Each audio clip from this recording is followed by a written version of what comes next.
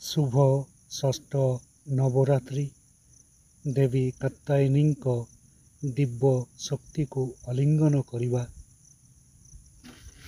आमे नवरात्रिर षष्ठ दिन पालन करुथिबा समय रे आमे साहस शक्ति एवं ज्ञानर प्रतिमूर्ति देवी कात्यायनी को सम्मान करुछु। से निर्भयता एवं शक्तिर प्रतीक एवं एक खंडा एवं पद्म फूल रे सज्जित दुष्टतार विनाश एवं आध्यात्मिक विकासर प्रस्फुटित। देवी कात्यायनी दिव्य रूपर गुरुत्व। दुष्टर विनाशक देवी कात्यायनी खंडा अहंकार क्रोध एवं अज्ञता भली आसुरिक गुणगुड़िकर विनाश को प्रतिद्वंदित करे, जहा आमर आध्यात्मिक विकास एवं कल्याण को बाधा दिए।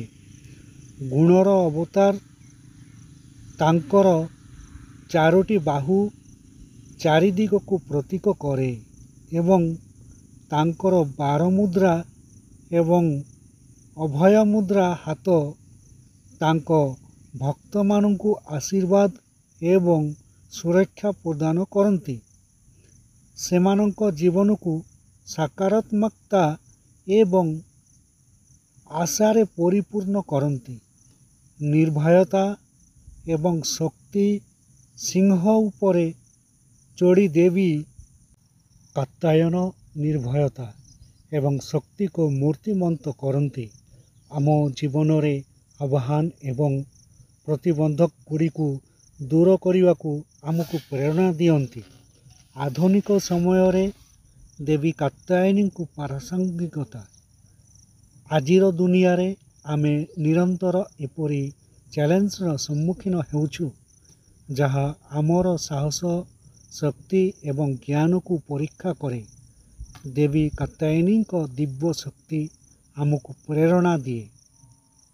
आभ्यंतरीण राक्षस मानू परास्त करिबा जेपरी देवी दुष्टता को नष्ट करती, सेहीपरि आमे आम भितरे राक्षस मानू जेपरी भय संदेह एवं नकारात्मकता को परास्त करिबा एवं अधिक शक्तिशाली एवं स्थिर होई उभा होई पारिबा। आध्यात्मिक विकास उन्नत करंतु। देवी कात्यायनी हाथ थिबा पद्म फूल आध्यात्मिक विकास एवं ज्ञानर प्रतीक।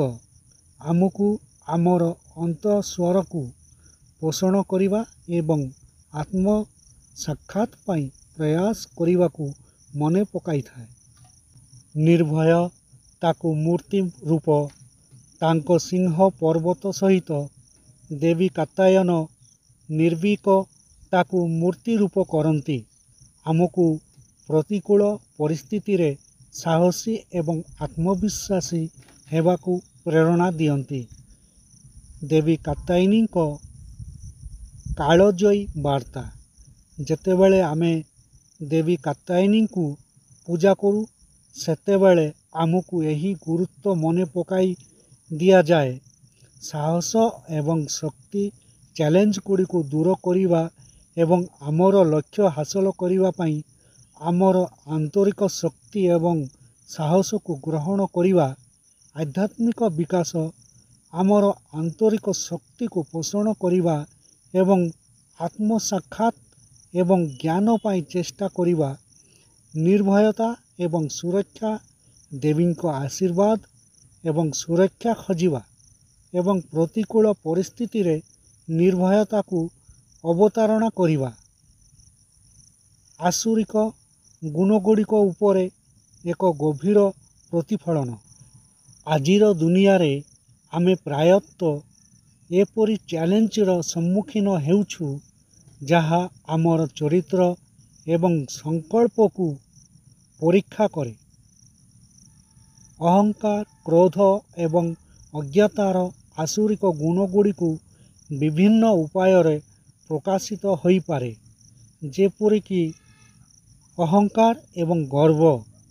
ଯେତେବେଳେ ଆମେ ଆମର ଅହଙ୍କାର ଏବଂ ଗର୍ବକୁ ଆମକୁ ଗ୍ରାସ କରିବାକୁ ଦେଉ, ଆମେ ଅହଙ୍କାରୀ ଏବଂ ଅନ୍ୟମାନଙ୍କ ପ୍ରତି ଅସ୍ୱୀକାର କରିପାରିବା, ଯାହା ସଂଘର୍ଷ ଏବଂ ବିଭାଜନର କାରଣ ହୋଇପାରେ।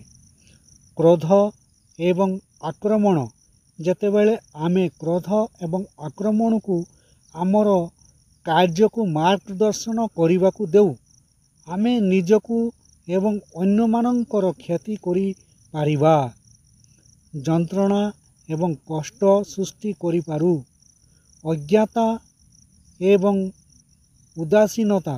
ଯେତେବେଳେ ଆମେ ଅଜ୍ଞତା ଏବଂ ଉଦାସୀନତାକୁ ଆମର ନିଷ୍ପତ୍ତିକୁ ମାର୍ଗଦର୍ଶନ କରିବାକୁ ଦେଉ, ଆମେ ବୃଦ୍ଧି ଏବଂ ସଂଯୋଗ ପାଇଁ ସୁଯୋଗ ହରାଇପାରୁ, ଯାହା ସ୍ଥିରତା ଏବଂ ବିଭିନ୍ନତା ଆଡ଼କୁ ନେଇଯାଏ। ନୂତନ ଯୁଗର ସେତୁ। ଯେତେବେଳେ ଆମେ ଦେବୀ କାତ୍ୟାୟନୀଙ୍କ ଦିବ୍ୟ ଶକ୍ତିକୁ ପାଳନ କରୁ, ଆମକୁ ଆମର ବର୍ତ୍ତମାନର ଅବସ୍ଥା ଏବଂ ଆମର ସର୍ବୋଚ୍ଚ ସମ୍ଭାବନା ମଧ୍ୟରେ ସେତୁ ସ୍ଥାପନ କରିବାର ଗୁରୁତ୍ୱ ମନେ ପକାଇ ଦିଆଯାଏ। ଦେବୀଙ୍କ ଗୁଣଗୁଡ଼ିକୁ ଗ୍ରହଣ କରି ଏବଂ ଆସୁରିକ ଗୁଣଗୁଡ଼ିକୁ ନଷ୍ଟ କରି ଆମେ ଆମର ଜୀବନକୁ ପରିବର୍ତ୍ତନ କରିବା।